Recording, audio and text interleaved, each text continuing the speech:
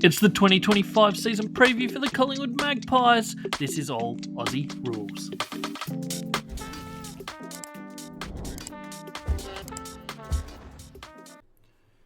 Welcome on in, everybody, to the All Aussie Rules YouTube channel. Today, we're having a 2025 season preview for the Collingwood Magpies. We're working our way through the AFL club by club in alphabetical order. Adelaide, Brisbane, Carlton are already on the YouTube channel, so go check them out. Essendon will be live tomorrow, and then we'll continue on alphabetically all the way through to the Bulldogs, who will come out just before the season starts. We're doing 3 to 4 a week all the way through until the season starts. So stick around, make sure you hit that subscribe button. Like this video if you enjoy it. Let me know down in the comments below how Collingwood are going to go in 2025. Can they bounce back after a disappointing year for the club in 2024? We're going to look at everything behind that, from their last few years, their list, their schedule, a bit of everything. So stick around. Hope you enjoy. Let's jump into it. First of all, 2024 season. They finished 9th on the ladder. 12 wins, just the 9 losses and 2 draws. So missing finals with only 9 losses. Not ideal for them, but that's how tight the competition was last year. The equivalent of 13 wins, and they missed out on finals by percentage. Fremantle, who finished 10th on the ladder, they finished with 12.5 wins and missed finals by half a game. So, It was a tight competition last year, and Collingwood paid for a couple bad runs. They started the season poorly, losing their first 3, and then coming out of the bye, they also lost 4 in a row there. So 7 out of their 9 losses came in those 2 little streaks, which really, really cost them. There's no doubt about it. Their only other 2 losses that weren't part of those 2 streaks was a loss to the Bulldogs in about round 8 or so, maybe 9, and then a loss late in the season with a couple weeks to go to Sydney in a tight one that they just couldn't quite get over the line. So yeah, that's how their season played out in the end. A look back over the last 5 years, as we have been for every team. Obviously, 2024, we just mentioned they finished 9th. The year before, they finished the season on top of the ladder, and went on to win the premiership, 18-5 throughout the regular season, and then 3-0 in finals. All 3 of those by like a kick or less, basically.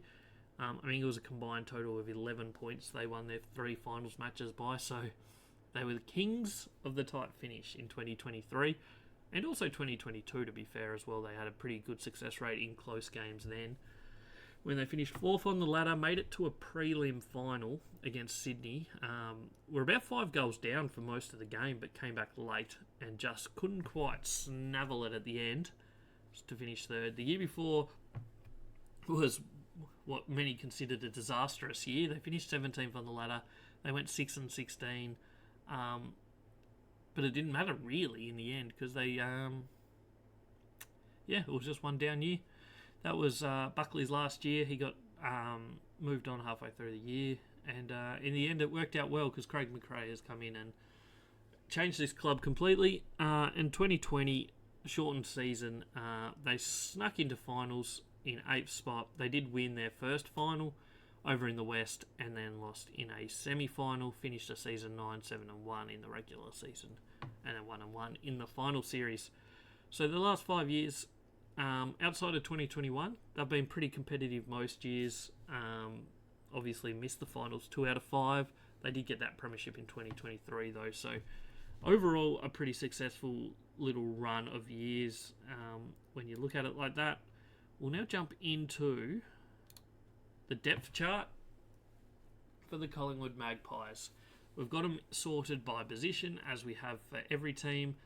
Their 2024 positional rank based on my numbers, and basically the stats based on that. Blue players are elite for that position. That means that they're in the top 10% of players for that position. Green is above average, so that's everyone in the top 50%, obviously outside of the top 10. Yellow is everybody else, basically. So bottom 50%, and then reds are rookies / people that haven't played as of yet. There is no orange players for Collingwood, but they would be people that didn't play a game last season. We'll start in key defender line. Everybody knows this is an aging list for Collingwood, but they still have plenty of talent on this list.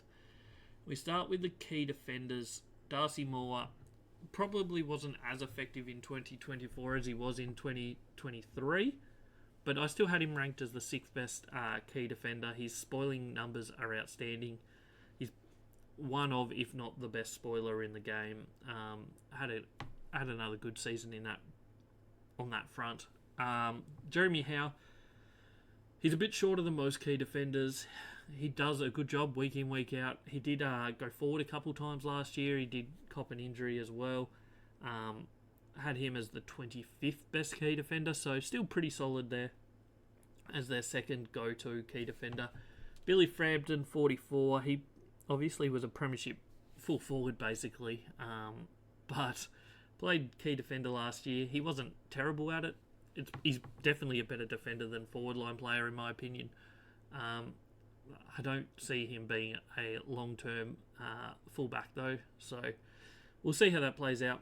Charlie Dean showed some good improvements throughout the year. His first couple games, I thought he looked a little bit off the pace sort of thing, but came good a little bit later on in the year. He was 55th. He'll be hoping for more opportunities and perhaps better returns in 2025. And Joel Cochran, I doubt we will see him this year. Moving into the general defenders, and Collingwood do have another elite player in this category. Surprisingly, though, it's not one that they had last year. They have gone and recruited, and they've brought in Dan Houston, who was ranked 13 as, according to my stats, in as a general defender last year. He's 2-time All-Australian both of the last 2 years. A really, really good user of the ball. I think he's going to be someone that really takes this Collingwood rebound game to the next level. It's typically how they play good football, but I think his ball use will be really quite handy for this Collingwood lineup going forward. Isaac Quainer, a good one-on-one defender. He was 19th. Braden Maynard, he was 37th last year. Wasn't as good as the previous couple years, in all honesty, but still a pretty solid year. Another recruit in is Harry Perryman. He was ranked 41 last year. I think you'll see him play a lot more midfield time in 2025 than he did for GWS last year. So it'll be interesting to see how that works for him and works for the rest of this team. But I think he'll get plenty of midfield time. Oleg Markov, he was 92 last year. I don't think you'll see much better than that. That's about where he is, I think. Will Parker, 108. He has the potential to be okay. We'll see how he goes. Giaff only played the one game. Wasn't outstanding by any stretch of the imagination. Jacob Ryan and Harry Demacia. I think you might see Demacia this year. He was drafted the year before. Played a fair bit of VFL. Showed some okay numbers in VFL. And potentially will find his way into this team at some point this year. You jump into the key forwards, and this is going to be an interesting position for Collingwood this year. They've brought in Tim Membry from St Kilda. He was ranked 24th last year, which actually has him above any other of the Collingwood tall forwards. He'll definitely play games. Is he their starting full forward? We'll see. It'll be an interesting selection process, I think, because you'd think that him, Myercheck and McStay are all likely to play, but that probably doesn't leave room for Mason Cox, who they like to play as that backup ruckman / swing forward. So how that transpires for Collingwood in 2025 will be interesting. I think Membry, Myercheck and McStay are all their best 3 key forwards. Is there room for all 3 of them in their lineup? We'll get onto the general forwards in a minute, but they've got quite a few general forwards as well, so it makes it hard to squeeze them all in. Reef McGuinness has been training pre-season as a key backman. They're still trying to find that replacement for Nathan Murphy. So Reef is potentially that player. He's done all right as a forward, but just never really taken that next step. I mean, he's still pretty young, but from all reports, he's doing pretty well in the back line from pre-season, so he'll definitely be playing back there this year. Ash Johnson, he needs to improve a lot.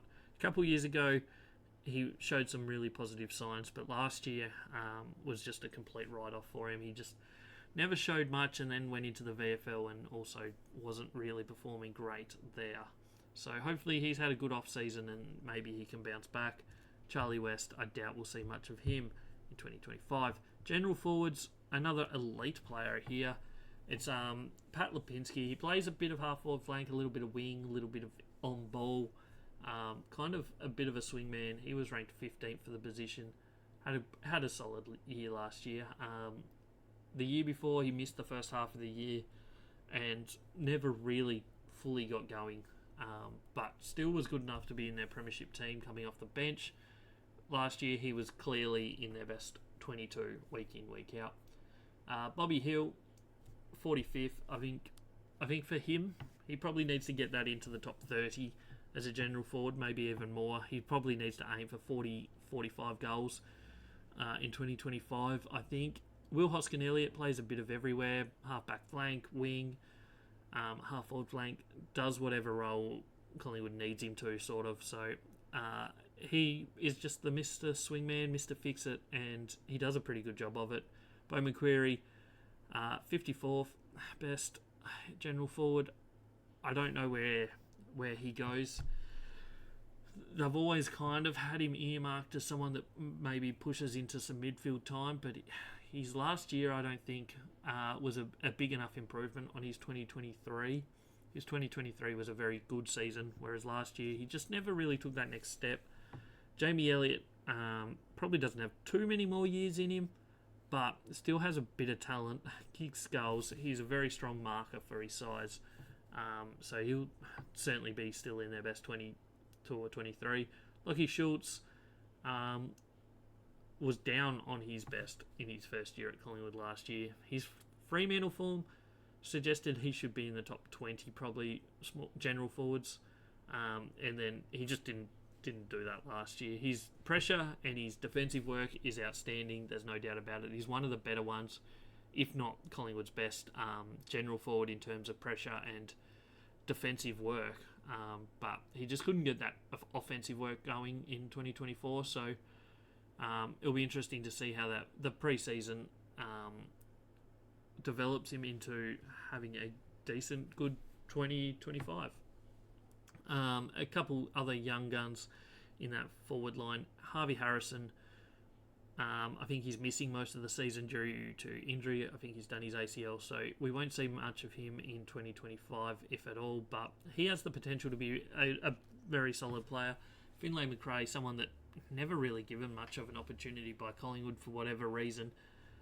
He's a good ball winner, certainly at VFL level. When he comes into the AFL, just doesn't quite get it for whatever reason. His ball use also maybe needs a little bit of work. He has a habit of turning it over a bit more than what would be ideal. And Will Hayes has looked pretty good in pre-season, but I doubt we'll see much of him this year. Moving into the midfield, no doubt about it, Nick Dacos is their number one midfielder. He's their number one player. He's the main man, and finished second in the Brownlow last year, third the year before. So going into his fourth season, he's only going to get better, you would imagine. So look for him to have another stellar season. He should be ranked in the top 5 midfielders again, you'd imagine. Probably the top 5 in the AFL. Jack Crisp, solid year last year. Wasn't outstanding, but played his role. He hasn't missed a game since like 2014 or something ridiculous. I think it's basically 10 years since he missed a game, which is crazy. Potentially early this year, I think it's like round 7 or 8 or something, he's going to potentially break the all-time record for most consecutive games in the AFL. So he's just durable. He just keeps playing. He doesn't get injured. So look for him to have another important year for Collingwood. Scott Pendlebury, Is this his last year? Maybe. Maybe he's still got it too. Who knows? Depends how they go this year, probably. His 2023 was outstanding. 2024, he played some really good games. The one against Adelaide stands out. There was a couple others where he was very important. But he's not that key for midfielder anymore. He's not going to be their number one. And in the perfect world, he's not going to be their second or third best midfielder either. I think in the perfect world right now, he wants to be around about that 50th best midfielder in the AFL, but he probably wants 3 Collingwood players ahead of him. Obviously, one's Nick Dacos, De Goey, Josh Dacos, Crisp. All these players should probably be above him as well. As I just mentioned, Josh Dacos, 58th last year, wasn't as effective on the wing in 2024 as he was the year before, but he should bounce back. He did play a little bit more centre time last year, like centre bounces, and he's pretty solid at it, to be honest. Him and his brother could well be a dynamic duo in that centre bounce area. We'll see how that plays out for them. Jordan De Goey missed a fair bit of football last year. Still someone that, at his best, is one of the most damaging. As a midfielder that goes forward and can kick goals, and he can kick long goals, as he showed in the grand final. Still side bottom. At times last year, looked absolutely out of his depth. You go back to the Anzac Day clash where he basically wasn't there. But then a few weeks later, he went to the half-back flank and found his calling a bit, got himself going, and then rotated through different positions and kind of finished the season pretty strongly. So earned himself another year. Probably very close to the end of his career as well, but if he can show what he did in the second half of the year, he'll certainly be good enough and good value for the team. Tom Mitchell missed most of last year. He's also still having niggles with his foot, so I don't think we'll see him early in the season. He's probably the one they missed the most last year through most of the season. I think he didn't play after round 7. You go back to their premiership year, that grand final, he was the most underrated player for them, I think. His tackling pressure was insane that day.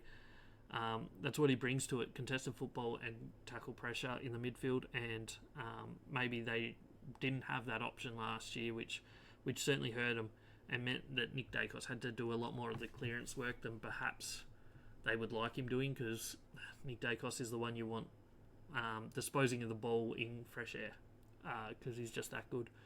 Lachie Sullivan, he's never going to be a star. He played his role. He came in, he did his job. But he's not a star. Last year was his first year. Ned Long has the potential to be good.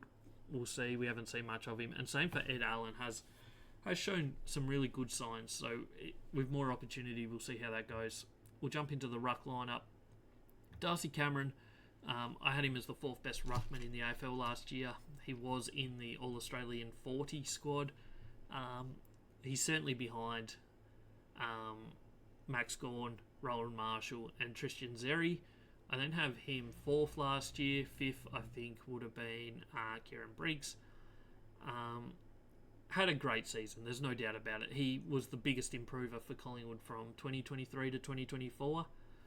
In my opinion, he had a really good year, and really elevated that his role and his output last year.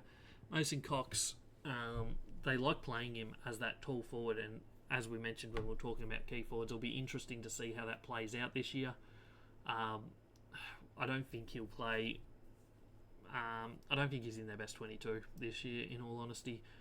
We'll see if he fights his way in there, but at the moment, I think with Membry coming in, I think that just kind of makes it hard to play the 3 tall forwards plus Mason Cox. Oscar Steen and Elo Smith, Collingwood will be hoping they don't have to play. The only reason either of them will come in is if Cameron and Cox are injured at the same time, which, I mean, ruckmen are fragile beasts sometimes, so who knows. But Collingwood probably hoping that they have a year of development ahead of them, more so than game time. We'll jump into how I've seen their best 22 at the moment. As I said, it's a tough team to kind of peg at the moment. Backline, I've got Howe, Moore and Maynard. I think that's pretty standard for them. Half backline, this is where it kind of gets interesting. Perryman has been doing a lot of midfield time, so I reckon you'll see him on half-back flank, but also a lot of midfield time in 2025. Billy Frampton, I had him in the best. Maybe Charlie Dean's there. Maybe it's going to be Reef McGuinness. Who knows? But at the moment, I have Billy Frampton just because that's how I see it. Dan Houston will be an absolute godsend for this Collingwood backline. He will probably push towards midfield time at certain periods, but his ball use in that back line will be huge for them. Midfield, Josh Dacos, Geordie DeGoey at full fitness is definitely in there. Side bottom, I think, as a wingman, can find his spot if he gets his fitness and finds his ability to not go missing in games like he did early last year. Half forward flank, Lipinski, Myercheck and Will Hoskin-Elliott, who, as I said, can kind of play anywhere on the field. Full forward line is Jamie Elliott, Dan McStay, Bobby Hill. Followers, Darcy Cameron, Nick Dacos and Jack Crisp, which leaves you interchange at Pendlebury, McQuarrie, Tom Mitchell and Isaac Quainer. As we said, Tom Mitchell's probably not going to be playing early season, so you all of a sudden have to bring in one of the others. Emergencies, Charlie Dean, Ed Allen, Tim Membry, Mason Cox, Lockie Schultz and Harvey Harrison. Of that, you're probably seeing quite a bit of Tim Membry, Lockie Schultz and Mason Cox in 2024. Ed Allen as well, Charlie Dean quite possibly. So it's going to be an interesting lineup for Collingwood this year, what their best 22 actually looks like. Because they are one of the hardest teams to pick on paper, I think. They have a lot of old players in there, though. You look throughout that lineup, players that are probably going to be retired either at the end of this season or 2026. You're looking at players like Jeremy Howe. Darcy Moore's probably got a couple extras in him. Geordie DeGoey's probably only got 2 or 3 seasons in him. Side bottom is almost done. Myercheck doesn't have a huge amount of time left. Jamie Elliott's probably getting close.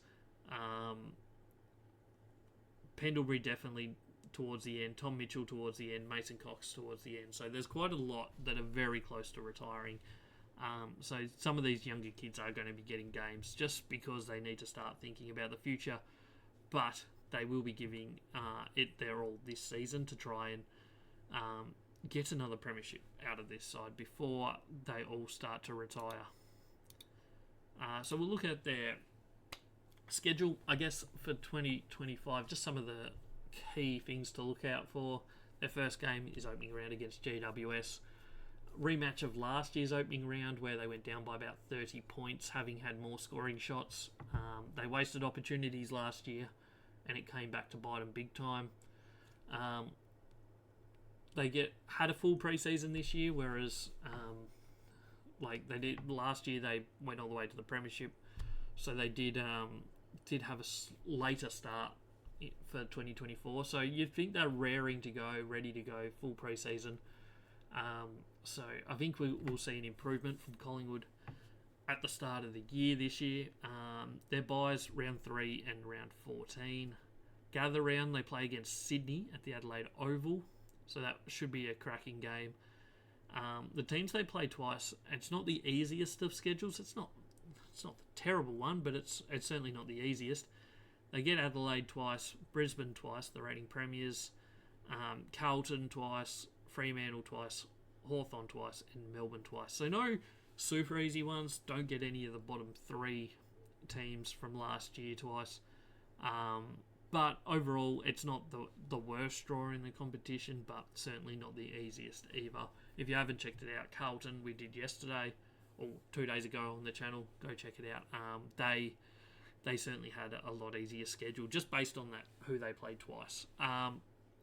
So yeah, Collingwood 2025, they've gone all in.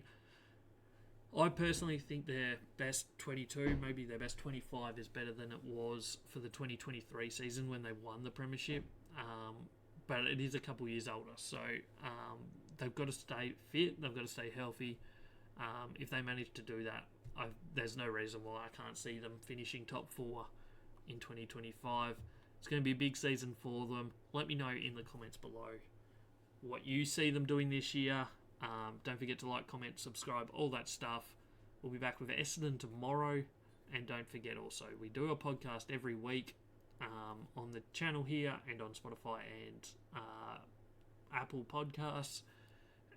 That goes live once a week. And then once the season starts, it will be 2 times a week.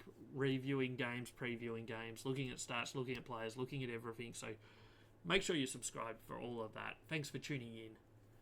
And I'll catch you on the next one.